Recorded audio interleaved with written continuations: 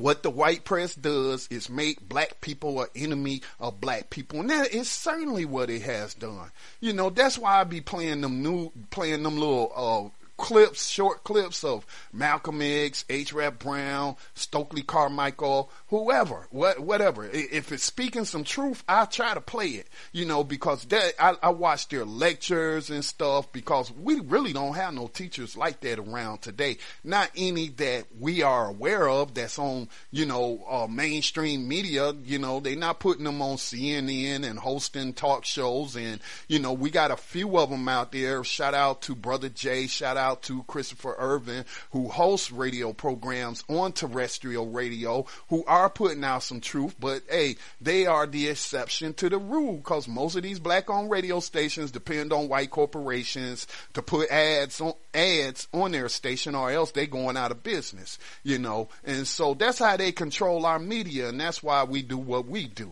So anyway, I was kind of bad.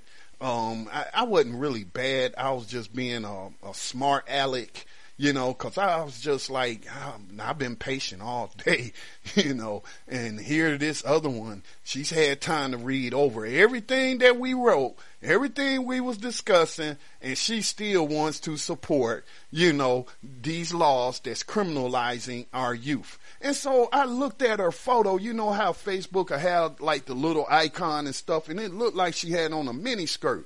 And so I went to her page, and sure enough, she got on this tight fitting mini skirt. You know, it wasn't like no mini skirt, you know, but it was not 3 inches past the length of her fingertips, and she was holding her hands straight down, just her arms straight down. You know, like they tell you in school, some of the rules and stuff of for our young ladies to dress. And so here she is, looks to be in at least her early 30s, maybe mid 30s, and I'm like, wow, you know, I should work to pass a law to ban that little short, tight-fitting miniskirt you got on with all that cleavage hanging out, you know.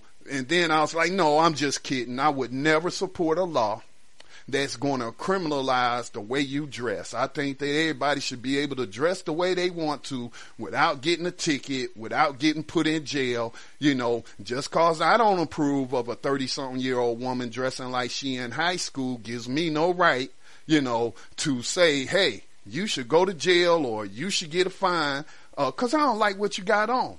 And I told her, I said, you know, I was like, hey, I'm just kidding, but I just wanted to point out your hypocrisy, Shaniqua.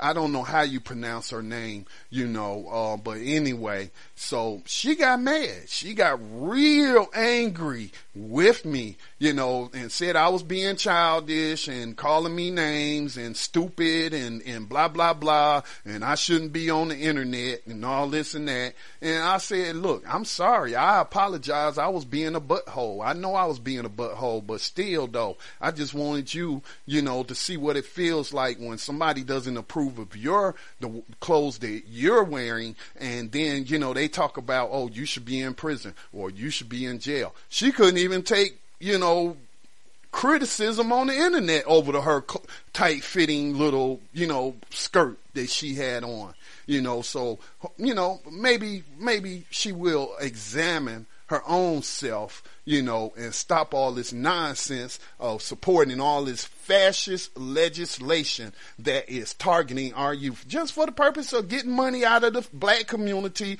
and putting them on a slave plantation to make money off of them. You know, it's not, it should be simple, but again, it's not simple logic, because like I told the other woman, I know you've been programmed just like me from birth with all of these anti-black images, and to think of our people as criminals and this and that, you know, never mind the criminals that wear suits and ties and committed massive fraud and crashed the economy in 2008 and brought the global economy darn near to its knees. No, we don't think of them as criminals, you know what I'm saying, because they got on suits and ties, and, you know, no, it's just the young men and women out here sagging. Oh, they're the criminals, right?